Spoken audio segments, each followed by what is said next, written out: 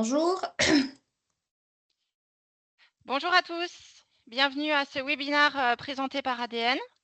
On va encore attendre quelques minutes que tous les participants, ou en tout cas une bonne partie des participants, nous rejoignent et puis on démarrera. On ne va pas attendre trop longtemps, ne vous inquiétez pas. 1 ou 2 minutes et puis on démarrera.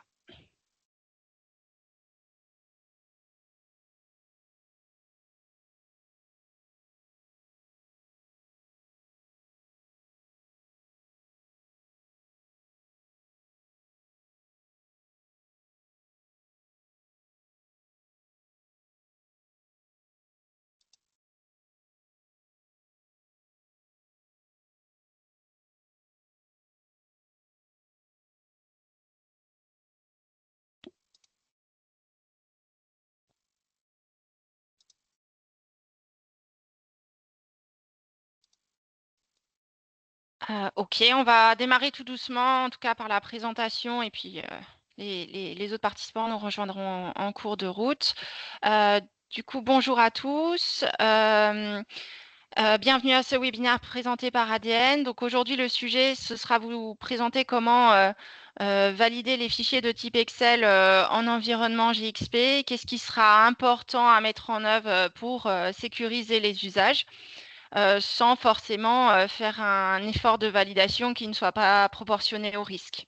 Donc moi, je suis Aurélie de Rivaux, je suis responsable du pôle qualité chez ADN et aujourd'hui, je suis accompagnée par Radija ici présente. Je vais la laisser se présenter après, qui va vous faire ce webinaire et vous présenter tout le webinaire. On est aussi accompagné de Nathan, qui au fil de la présentation vous fera passer des petits sondages. Donc merci à vous d'y répondre. Et puis n'hésitez pas, si vous avez des questions, de nous les poser directement via Teams et on y répondra soit à la fin, soit au cours de la présentation. Je vais juste vite vous faire une toute petite présentation d'ADN. Donc ADN est un cabinet de conseil qui est spécialisé dans la conformité et la validation des systèmes informatisés. Donc, on intervient essentiellement sur des systèmes qui sont considérés comme GXP donc pour les industries réglementées qui sont la pharmacie, la biotech, le dispositif médicaux. Donc, on est une équipe pluridisciplinaire composée d'ingénieurs, de personnes qui ont plus des capacités sur les techniques des outils, des personnes qui sont spécialisées en qualité réglementaire et des pharmaciens qui interviennent sur les différents projets. Donc vraiment, ce qu'on propose, c'est une approche basée sur les risques et c'est aussi ce que Radija va vous présenter dans la présentation d'aujourd'hui sur la validation des fichiers Excel. Donc bien sûr, on s'aligne sur le GAMP 5 seconde édition et on a vraiment une approche orientée métier. Donc le but aussi de la validation, c'est pas forcément de freiner le métier, mais de maîtriser les risques et de prouver que l'usage des différents systèmes est sans risque in fine pour votre patient, vos produits et la conformité réglementaire. Donc, je vais laisser Radija se présenter et je vais lui laisser la main sur pour ce webinaire. Merci à tous et bon webinaire. Merci Aurélie pour cette présentation. Donc, je me présente, je m'appelle Khadija Boukhar, je suis consultante validation système informatisé chez ADN et on vous remercie d'être là pour ce webinaire. Alors, comme a dit Aurélie, donc, pour vos questions, donc le chat est ouvert. Donc, on traitera vos questions soit en cours de la présentation, soit à la fin. Donc, sans plus tarder, on peut démarrer, c'est bien ça Aurélie? Bon. Oui, c'est bon, tu peux démarrer, Radija. D'accord. Donc, le sujet, donc, c'est la validation d'Excel en environnement GXP. Euh, je vais juste désactiver ma caméra. Alors, donc comme j'ai dit, donc Excel est présent dans tous les environnements GXP, réglementés en qualité, en production, en contrôle, en validation. Donc, dès qu'un fichier contient des formules, des macros, des données critiques ou qu'il contribue à une décision qualité, la question de la maîtrise se pose. Donc l'objectif aujourd'hui n'est pas de vous dire tout valider, mais c'est de vous donner une méthode pragmatique et proportionnée au risque que vous puissiez défendre en audit ou en inspection. Et Et à la fin de ce webinaire, donc, vous devez pouvoir répondre, on va dire, à trois questions majeures. C'est est-ce que mon fichier doit-il être maîtrisé? Quel niveau de validation est réellement nécessaire? Et comment défendre cette approche face à un auditeur? Donc là, avant d'aller plus loin, donc on va commencer par un premier sondage pour mieux connaître votre contexte. Donc je laisse la main à Nathan, si tu peux lancer le sondage, premier sondage. C'est fait.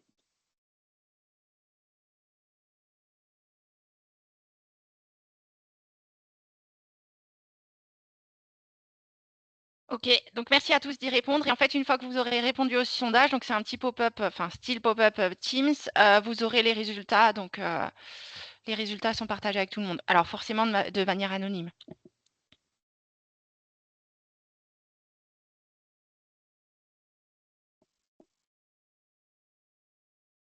Parfait. Merci à tous pour vos réponses. Et Radija, tu peux passer à la suite. Donc Oui, on est quand même majoritaire, enfin parce que je suis responsable qualité, mais du coup la majorité, enfin 50% des personnes qui sont avec nous aujourd'hui sont des responsables qualité ou des personnes qui interviennent très fortement en qualité. On a un petit peu de chargés de validation, quelques représentants des services IT et une petite part de consultants. Donc merci à tous pour vos réponses. Je te laisse la main, Radija.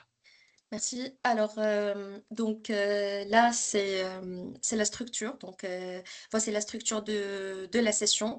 Il y aura 5 blocs ou modules. Donc, dans un premier temps, on va voir pourquoi Excel reste un sujet sensible en 2026. Ensuite, on va aborder les critères qui font basculer un fichier en environnement GXP. Puis, comment évaluer et classifier le risque.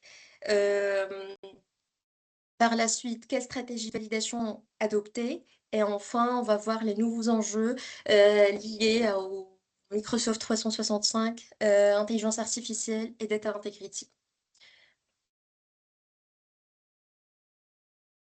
Alors, la question, donc, pourquoi parle-t-on encore d'Excel en 2026?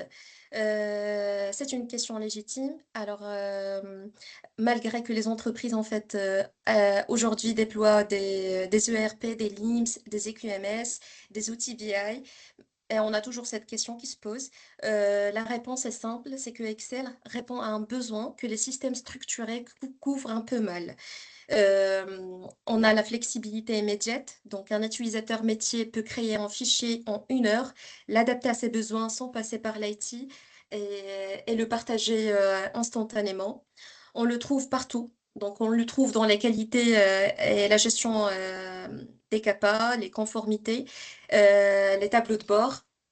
On le trouve aussi en production et contrôle pour des résultats analytiques ou les qualifications. Et on le trouve aussi en validation et R&D pour les calculs statistiques, les tendances et les analyses critiques. Mais cette souplesse est aussi sa principale faiblesse. Donc, un fichier peut être créé localement, modifié ou dupliqué sans aucune gouvernance. Et c'est là que le risque s'installe silencieusement. Et c'est pour ça, on va parler dans ce slide le paradoxe d'Excel. Donc, ce paradoxe est au cœur du sujet. En fait, les mêmes caractéristiques qui rendent Excel attractif sont celles qui génèrent les risques. Donc, on a à droite, on a à gauche, pardon, le côté attractif. On a une création rapide, flexibilité, coût faible, une autonomie totale vis-à-vis de l'IT. Et c'est ça les avantages réels d'un fichier, de l'utilisation d'un fichier Excel. Et on a à droite le côté risque, là où on trouve des fois des formules parfois invisibles ou mal comprises par les utilisateurs, des versions, des copies locales, des saisies manuelles sans contrôle ou une traçabilité limitée selon le mode d'utilisation. Et ce dernier point qui est particulièrement subtil, c'est des fois on a une cellule peut-être écrasée accidentellement une, euh, ou une formule modifiée par un utilisateur qui ne mesure pas ce qu'il change.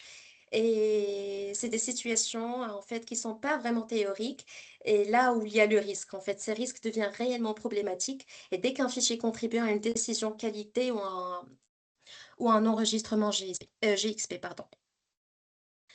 Euh, alors, on est au deuxième sondage. Je te laisse la main, Nathan, pour lancer le deuxième sondage.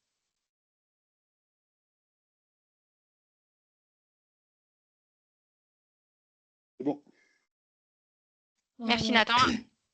Donc là, c'est un petit peu une petite question pour voir dans quelle mesure vous mesurez vos fichiers Excel, ou en tout cas vous pensez mesurer vos fichiers Excel critiques.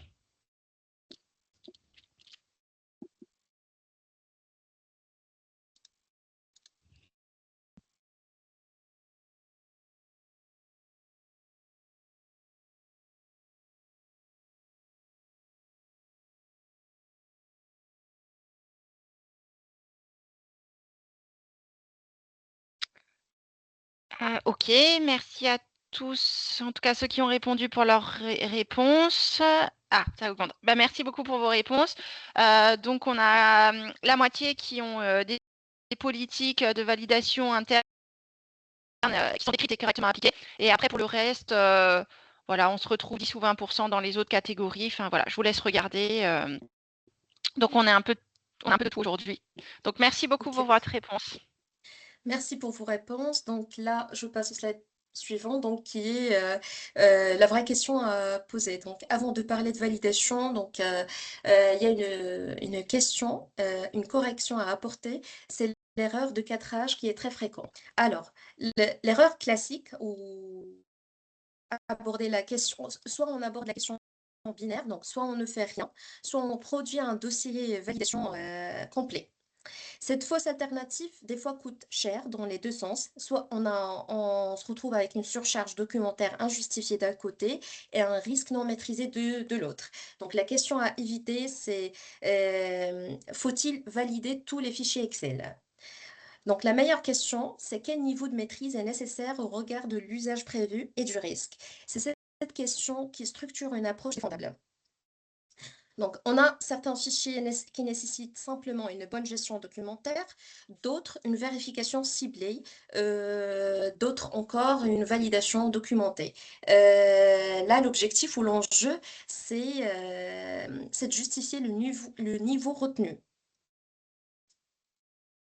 Donc, ça reste un point qu'on ne peut pas assez souligner. Donc, la validation doit apporter de la confiance dans le fonctionnement du fichier, pas seulement produire de la documentation. Donc ici, on va parler un petit peu, on va voir ensemble ce que disent les autorités. Donc on a la FDA et l'EMA ou EMA ne demandent pas systématiquement la validation complète de chaque fichier Excel. Donc c'est pas ça ce qui est vraiment attendu. Ce qui est attendu, c'est la maîtrise des risques, la garantie de l'intégrité des données et la justification de l'approche adoptée. Donc, c'est pour ça, il y a 4 dimensions clés. Donc, on a l'approche basée sur le risque. Euh, donc, ça, c'est le niveau de contrôle. C'est que le niveau de contrôle doit être proportionnel à la criticité de l'usage et à l'impact potentiel sur la qualité du produit ou la sécurité du patient. Euh, on a aussi l'approche, la maîtrise des feuilles de calcul. Donc, les fichiers doivent être conçus, utilisés et maintenus de manière à prévenir les erreurs et garantir la fiabilité des données. On a aussi l'intégrité des données, ou ce qu'on appelle les ALCOA. Donc, les principes d'ALCOA, c'est que les données doivent être attribuables, lisibles, contemporains, originales, exactes et complètes. Et on a la documentation et justification. Et c'est une approche qui doit être documentée et défendable. Et la politique interne de chaque entreprise doit clairement définir les catégories et les exigences associées. Et en fait, ce point, pourquoi il est essentiel? Parce qu'en audit, la justification du niveau retenu est aussi importante que la validation elle-même. Donc, un inspecteur ne vous reprochera pas de ne pas avoir tout validé, et surtout, il vous reprochera de ne pas pouvoir expliquer pourquoi vous avez fait ce choix. D'accord? Donc, là, euh, on va faire un peu, on va voir ensemble la différence entre un document et un système. Donc, une distinction fondamentale que beaucoup d'organisations n'appliquent pas assez clairement, voilà, c'est pour ça, on va voir un fichier qui est considéré un document. Donc, il s'agit d'un support passif. On ne trouve pas de formule critique, donc il n'y a pas de macro. Ça reste une simple feuille de calcul sans formule ni macro. Alors ça n'est pas considéré comme un système informatisé GXP, donc il est considéré comme un document. Et en face, on a le fichier qui est considéré comme un système. En fait, un système ou un fichier système devient actif dès qu'il contient des fonctionnalités qui influencent les données ou les décisions GXP. Donc, comme par exemple des formules complexes, du développement VBA, des générations d'enregistrement qualité. Donc, dès qu'un de ces éléments est présent, on est dans le périmètre des systèmes informatisés. Alors, quand un fichier devient GXP, un fichier Excel devient un GXP, donc ce qui détermine pardon, si un fichier doit être maîtrisé, c'est son impact. Donc, pas le volume de données qu'il contient. Donc, on voit parfois des fichiers très volumineux qui sont en réalité de simples listes de suivi, des fichiers de colonnes qui calculent une décision de libération de produit. Donc, c'est pour ça il y a 4 situations qui déclenchent la nécessité de maîtrise. Donc, il faut que le fichier justifie une décision qualité ou démontre une conformité. Il calcule ou consolide des données critiques. Il répond à une exigence attendue en audit ou il pilote une activité de production ou de contrôle ou de validation ou de libération.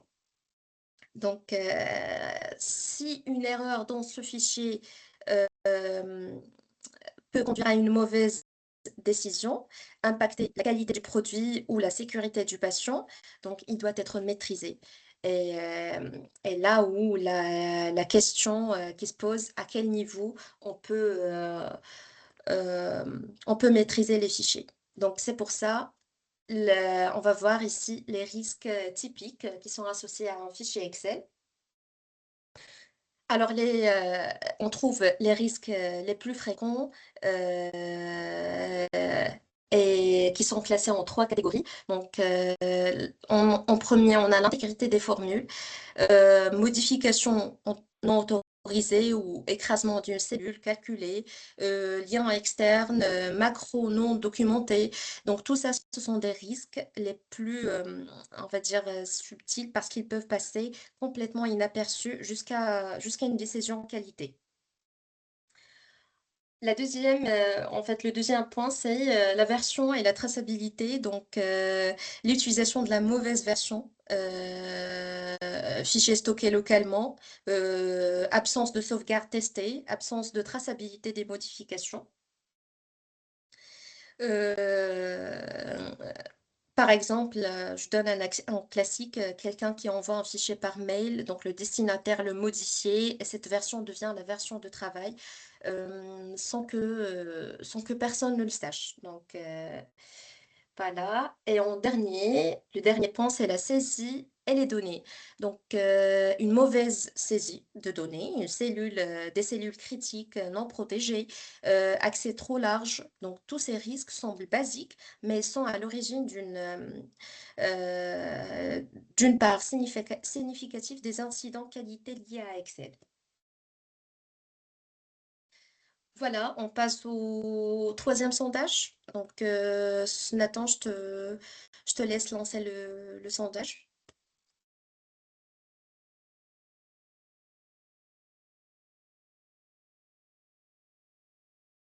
Voilà, donc un petit sondage, merci Nathan, pour voir quel est votre principal défi sur Excel.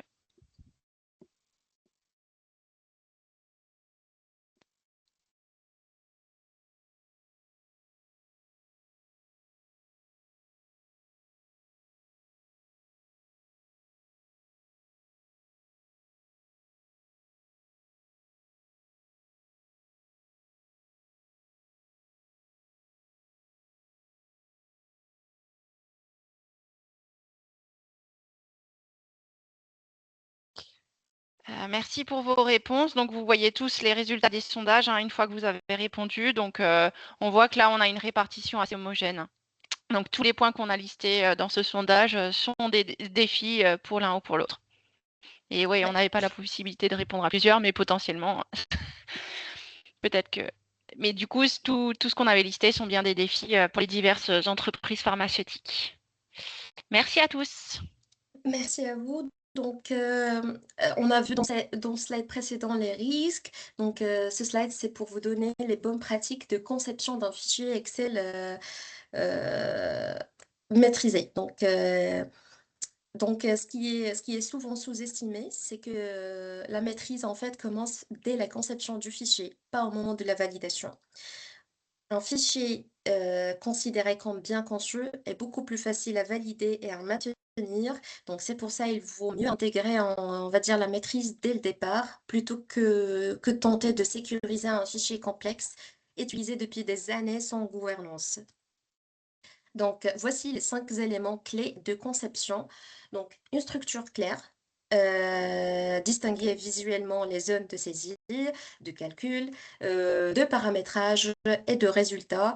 Donner aussi un code couleur, un code couleur, pardon, cohérent qui aide l'utilisateur à comprendre ce qu'il peut toucher et qu'il ne doit pas modifier.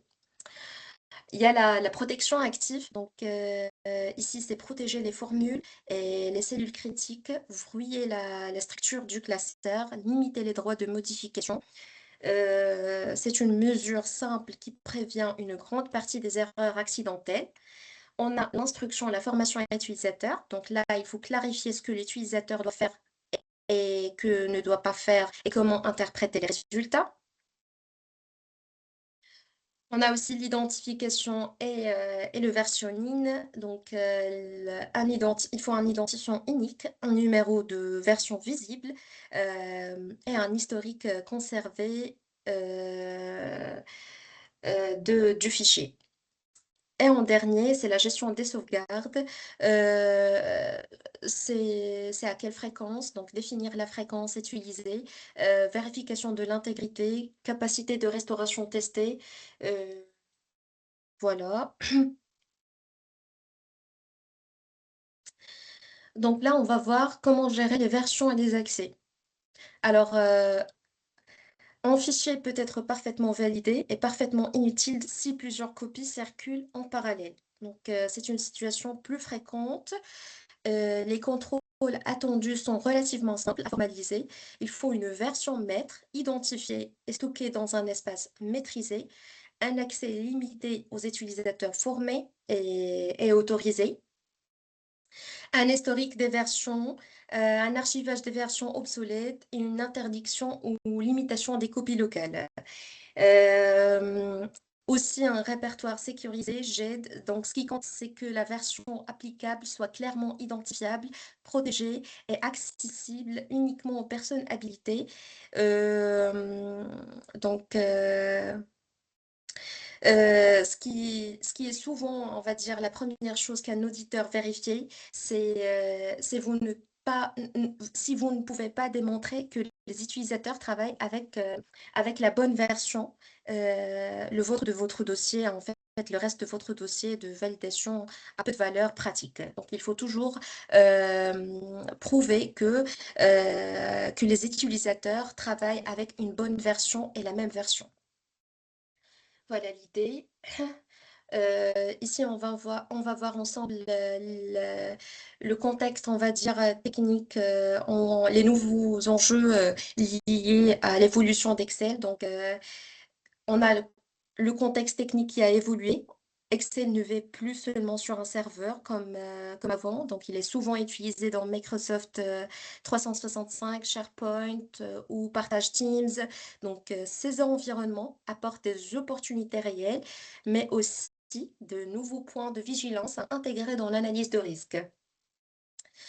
C'est pour ça on va voir le côté opportunité, donc à gauche. Donc on trouve que donc, il y a un historique de version native, une collaboration facile avec les collègues, partage contrôlable via des droits d'accès. Donc tout ça, ce sont des fonctionnalités euh, qui est bien configurés peuvent renforcer la maîtrise. Et côté point de vigilance, donc c'est là que nous, donc, on va dire, c'est là où les clients, on va dire, sont souvent pris de court, c'est la coédition simultanée, les droits hérités d'un dossier Teams ou mal configuré, qui peuvent donner un accès trop large, y compris à des personnes non habilitées. On a aussi la synchronisation locale via OneDrive qui peut créer des copies locales incontrôlées. Donc, c'est ce qu'en fait, on cherche d'éviter comme problème. Il y a aussi les liens de partage externes qui peuvent être trop ouverts. Et il y a un point important que beaucoup confondent, c'est l'historique de version SharePoint. En fait, l'historique de version SharePoint ne remplace pas un audit trail. C'est en fait deux choses différentes. Donc, ce qui est crucial, c'est que ces éléments doivent figurer dans l'analyse de risque de tout fichier hébergé dans l'environnement Microsoft. On est arrivé au quatrième sondage, donc je te laisse le contrôle, Nathan, pour lancer le sondage. Donc là, l'objectif du sondage, c'est de voir si vous avez déjà eu des audits, des observations en audit ou en inspection sur les fichiers Excel, si c'est quelque chose sur lesquels vous avez été contrôlé ou pas.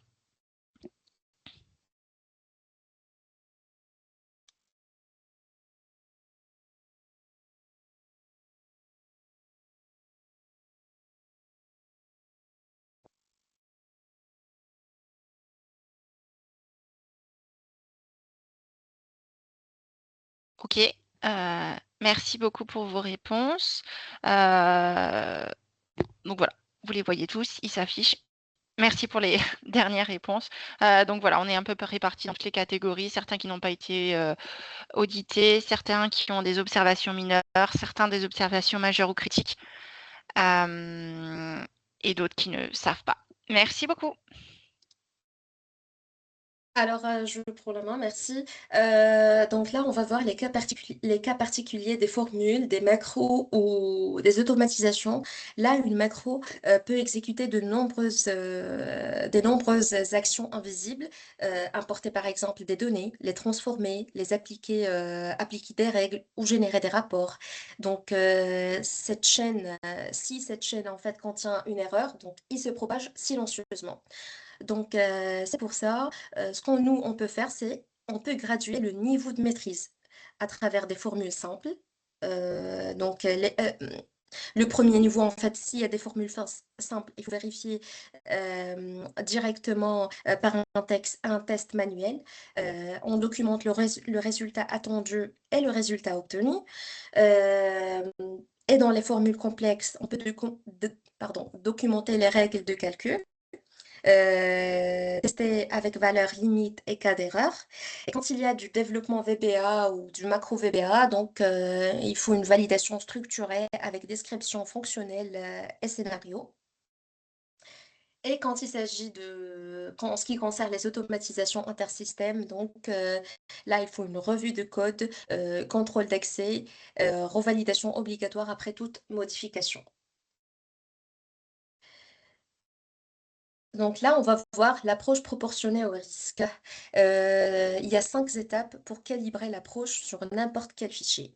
Il faut définir, dans un premier temps, il faut définir l'usage, l'usage prévu du fichier. Donc, sans usage clair, on ne peut pas définir un niveau de validation pertinent. Donc, c'est le point de départ considéré comme obligatoire.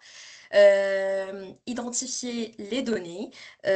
euh, à travers en fait un repérage des résultats et les éléments qui portent le risque. 3, on peut évaluer les risques à travers en fait des mesures, mesurer l'impact d'une erreur sur la qualité, le patient et la conformité. On va définir aussi les contrôles. Donc, on peut définir les contrôles à travers un choix de mesures proportionnées au risque identifié. Et en dernier, tester les fonctions critiques. On peut vérifier que les éléments identifiés fonctionnent comme prévu. Donc, le dossier de validation qui en résulte doit être défendable, compréhensible et utile. pas trop peu pour rester conforme, pas trop pour rester efficace. Voilà. Donc là, on va voir la classification proposée pour des fichiers Excel. Alors, pour se rendre cette approche opérationnelle, il y a une classification en trois niveaux. Donc, pour le niveau 1, qui est voilà, un niveau non critique, euh, un usage administratif ou informatif, aucune décision GXP, aucune formule critique. Donc, la maîtrise attendue, c'est une gestion documentaire simple. Un identifiant, un responsable, un emplacement de stockage. Pour le niveau 2, quand il s'agit de données de qualité, formules simples, mais des contrôles secondaires qui existent. Donc là, l'approche, c'est de faire une vérification ciblée. On documente les formules principales, on teste les cas principaux et on sécurise les accès. Et pour le niveau 3, donc quand c'est vraiment critique. Donc là, le fichier contribue par exemple directement à une décision qualité ou réglementaire, donc ou contient des formules critiques, des macros, des automatisations, ou générer des rapports. Donc la validation documentée est requise dans ce cas-là. Donc vraiment renforcer la validation. Donc ce que je peux dire ici, c'est que deux points à retenir. Donc documenter la logique de classement pour chaque fichier et en audit, cette justification est aussi importante que la validation elle-même.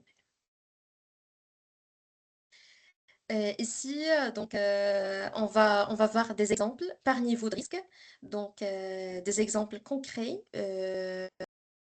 pour ancrer cette classification. Donc, en vert, ce qui est considéré comme faible risque, donc c'est comme par exemple les listes de suivi, un planning interne, sans impact qualité, ou un tableau de bord. Ce qui est considéré comme risque modéré en orange. Donc là, des fois, c'est des formules simples avec contrôle secondaire, suivi d'indicateurs qualité, données en support d'une revue qualité ou en vérification ciblée. Et ce qui est vraiment considéré comme critique, avec un risque élevé, c'est quand il s'agit d'un calcul de conformité ou d'acceptation, une macro automatisant un traitement critique, un fichier qui génère un enregistrement qualité, un fichier pour la libération, la libération des lots. Donc là, une validation documentée est obligatoire.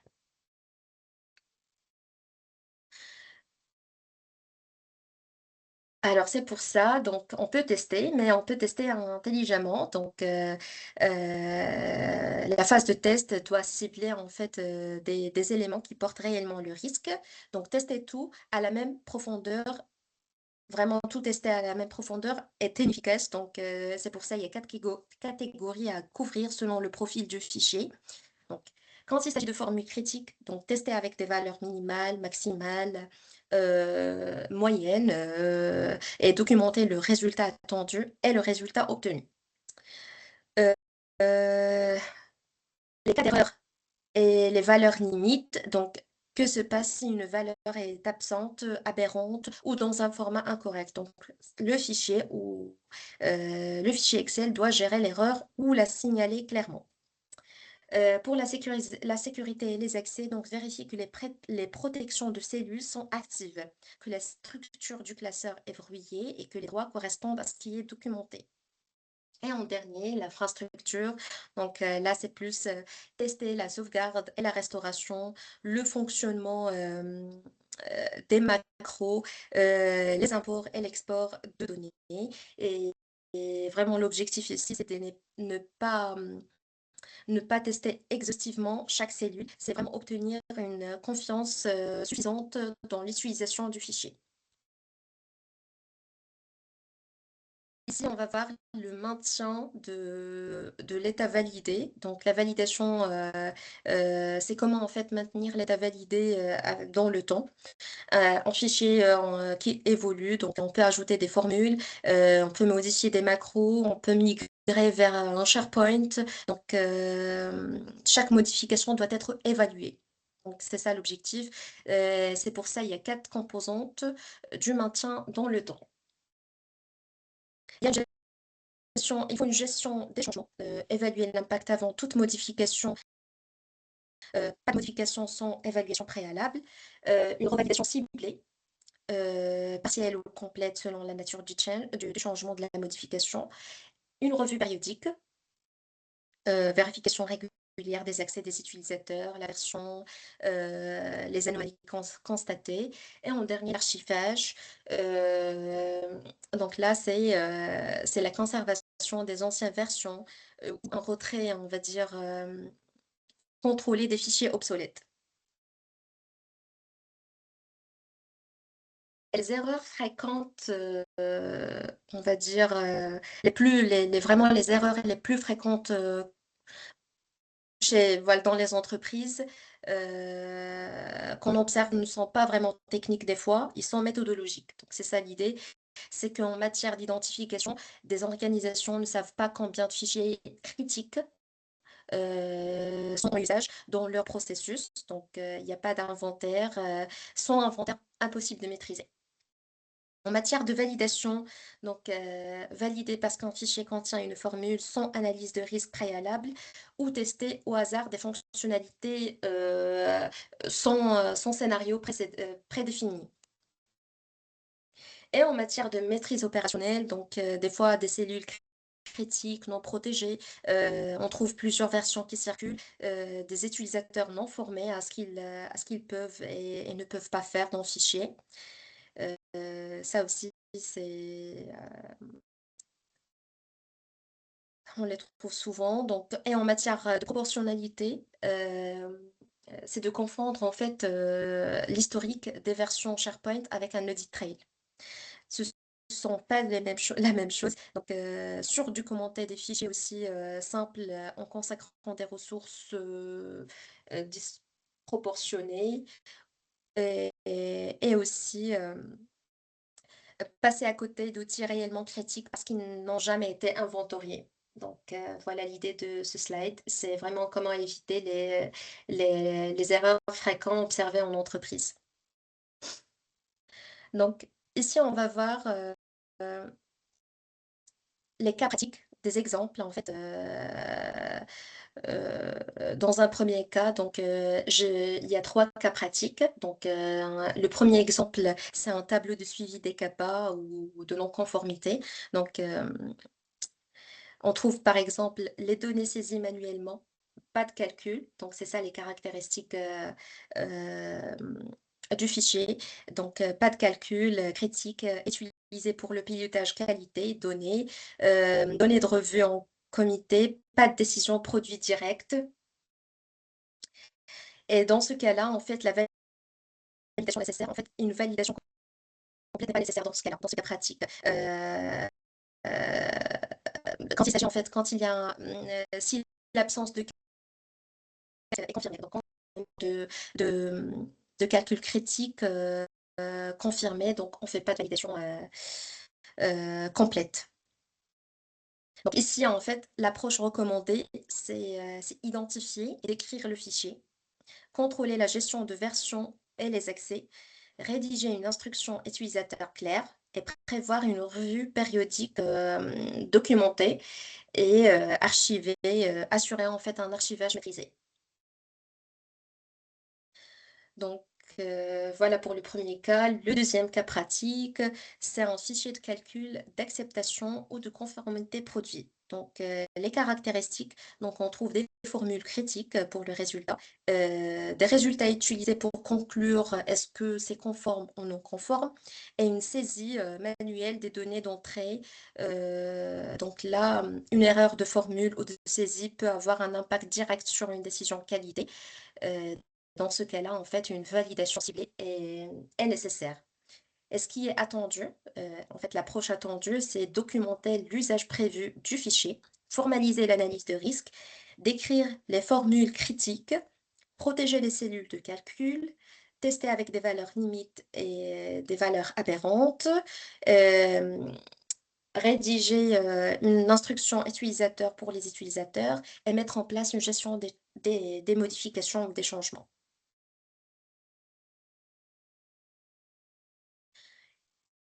Voilà l'approche pour le deuxième cas. Et le troisième cas pratique, c'est un exemple de macro. C'est un peu exigeant. Donc, une macro générant un rapport qualité automatisé. Les caractéristiques, le macro, en fait, déjà exécute des traitements invisible pour l'utilisateur. Donc, s'il contient une erreur, elle peut se propager silencieusement dans tous les rapports générés. Donc, c'est ça vraiment le scénario qu'on redoute le plus. Et c'est pour ça, les trois dimensions à couvrir, c'est qu'il faut une description fonctionnelle complète, documenter ce qui fait le macro, euh, euh, avec des calculs de génération du rapport et surtout en fait ce qui se passe en cas d'erreur, euh, des fichiers sources absents, des formats incorrects, des données manquantes. Donc la macro en fait doit gérer ces cas ou alerter l'utilisateur. On a aussi l'analyse de risque renforcée.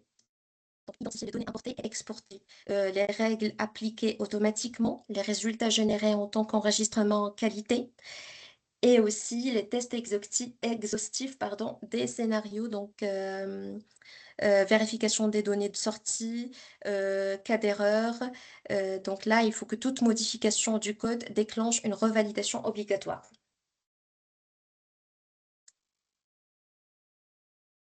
Donc voilà pour les trois cas pratiques.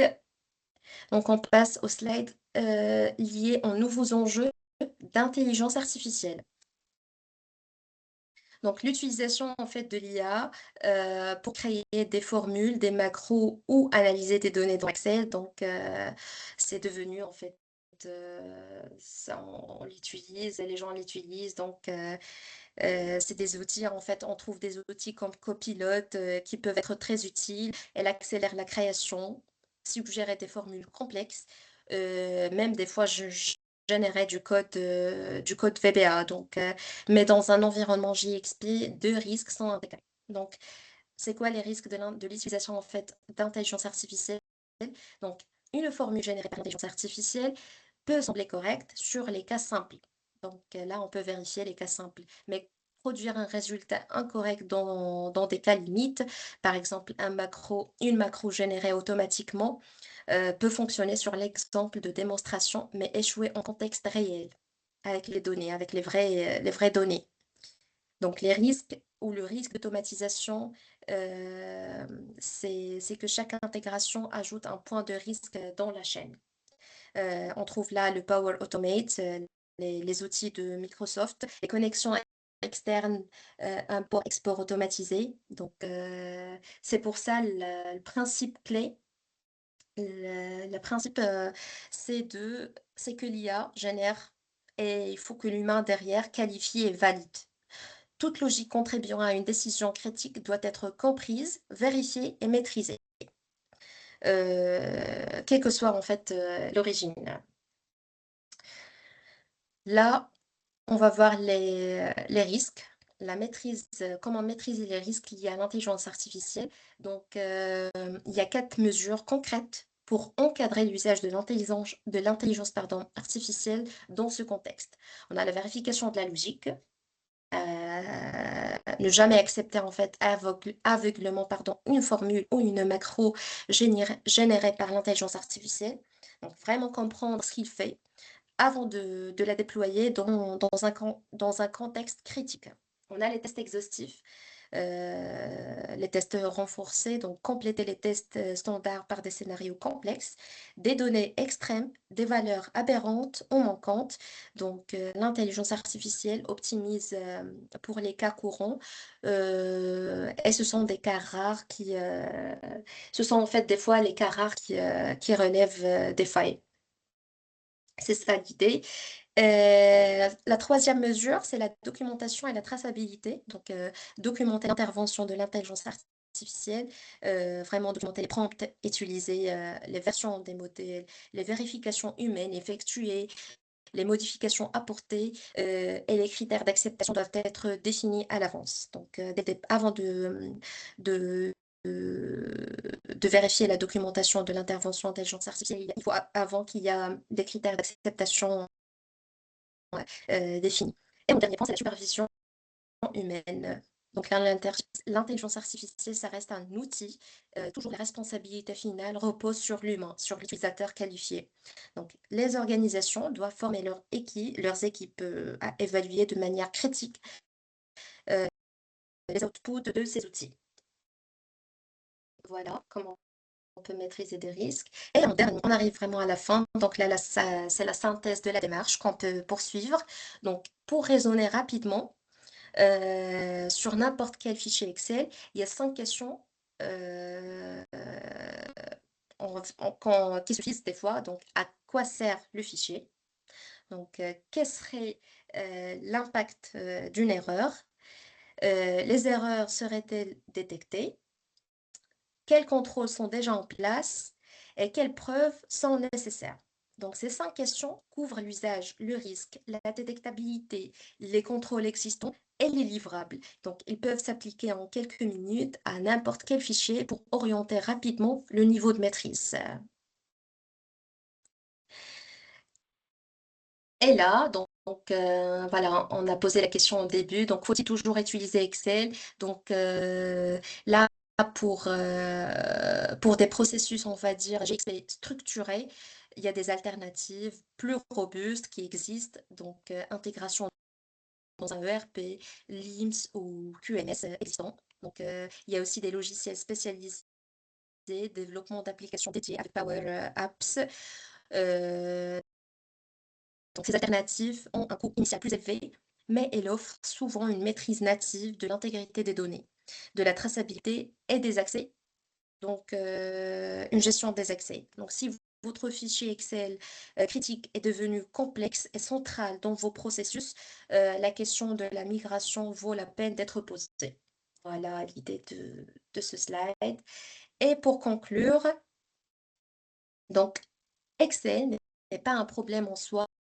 Le problème apparaît lorsque les fichiers critiques sont utilisés sans maîtrise suffisante.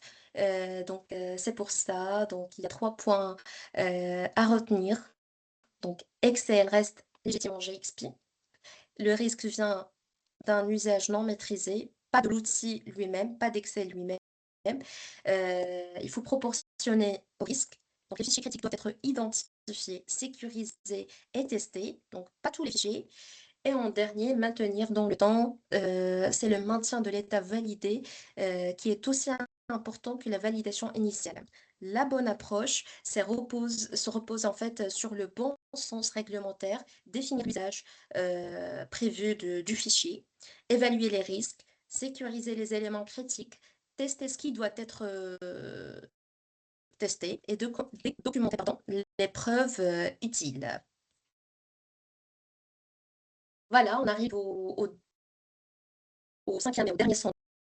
Je te laisse, Nathan, lancer le cinquième sondage.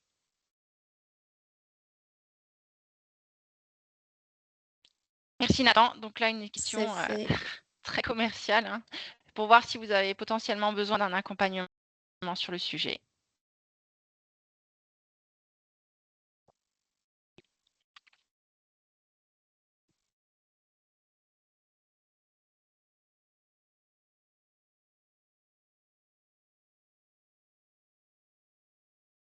Merci pour vos réponses. Donc, on voit que vous avez plutôt une bonne maîtrise en interne.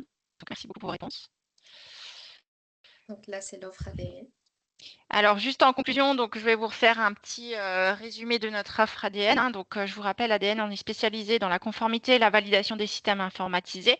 Donc, bien sûr, on intervient, ce qui était le sujet du webinaire d'aujourd'hui, sur tout ce qui est mise en place d'une politique ou d'une procédure de validation d'Excel au sein de votre entreprise, la participation ou en tout cas la collecte des données auprès des différents acteurs de l'entreprise pour établir la liste de vos fichiers Excel qui sont considérés comme des systèmes informatisés et évaluer leur criticité qui, in fine, vous aideront à mettre en place votre stratégie de mise en conformité de validation des Excel. On intervient directement sur la validation des Excel.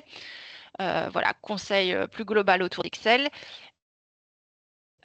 Et ensuite, on intervient aussi au système, hein, pour la validation. Donc, ça, ADN, ça fait voilà, 30 ans qu'on intervient dans la validation validation des systèmes informatisés, aussi bien les ERP, les LIMS, les GED, les IQMS. Donc, on a des consultants qui ont travaillé sur la majorité, ou en tout cas sur les grands systèmes actuels ou les grandes catégories de systèmes. On réalise aussi tout ce qui est audit de système et notamment tout ce qui est système SaaS.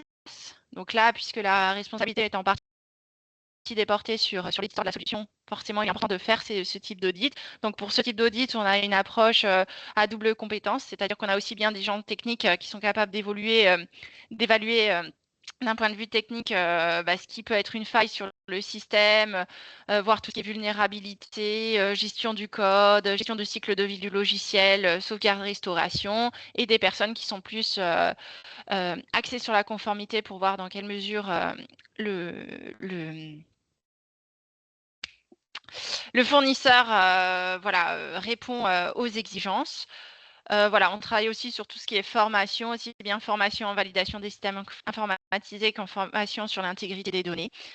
On propose aussi des solutions de validation dématérialisée, donc plutôt axées sur la suite Atlassian. Donc, comment passer d'une validation qui est plus axée sur la documentation Word et Excel à une validation dématérialisée. Et puis après, on a aussi des expertises sur tout ce qui est validation IA, gestion des tests automatisés.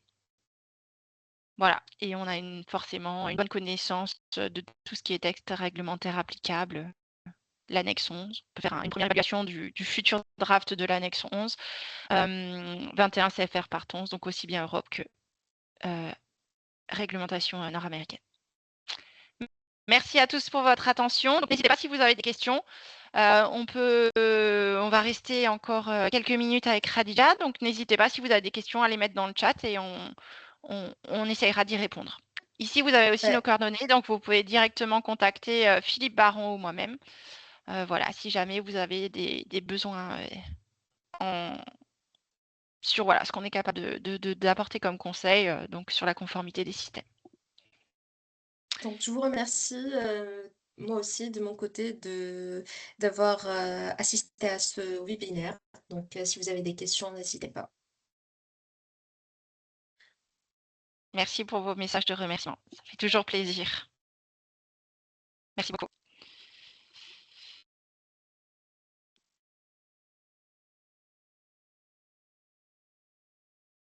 Merci beaucoup et je vous souhaite à tous une bonne journée.